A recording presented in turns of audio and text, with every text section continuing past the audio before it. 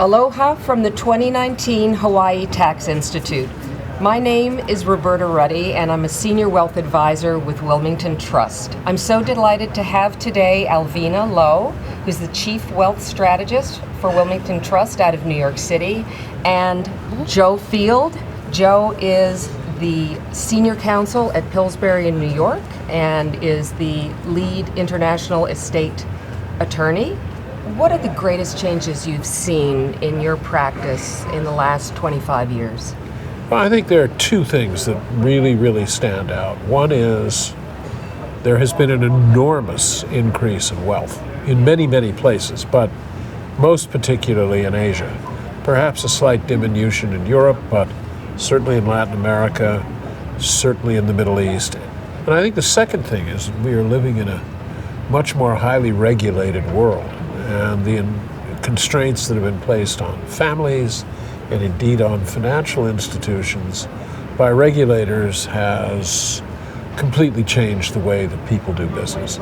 Joe, can you talk to us a little about the trends that you're seeing in terms of these large global families and what they're looking for when they're coming to the U.S.? Well, I think the first thing is security. And secondly, there's much more to buy in the United States. And today in the United States, the opportunities are almost limitless. So people are very excited about coming to the U.S. It's a very interesting phenomenon because in some ways the United States has become the world's greatest tax haven. Tell us more about that. What makes the United States, in a way, the world's best tax haven?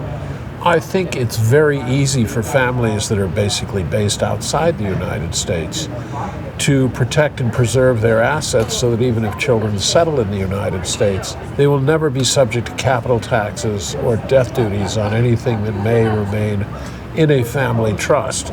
That said, Joe, what would you say is the most confounding aspect of the U.S. tax system to clients as well as to foreign practitioners? I think what happens in the United States is it's a very highly regulated and very sophisticated system. And people who have been living outside the United States try to game the system, and that's very hard to do.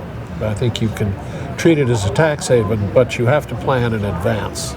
It's very difficult for people to come to the United States and then turn around and say, okay, what do I do now to protect my assets? It's something they have to consider and work on before they get there. Given the political climate and some would say uncertainty of the election next year in the United States, do you see the trend of people coming to the U.S. for the benefits that you mentioned? Do you see that changing at all? Yes, in the sense that I think, for example, the number of students coming from China and the number of people coming from China has gone way down.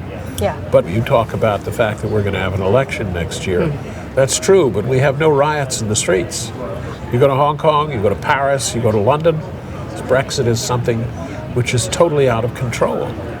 And it could fundamentally change the whole fabric of English society and English economy. So I think almost anywhere you go, the chaos is very real. Here it's very theoretical.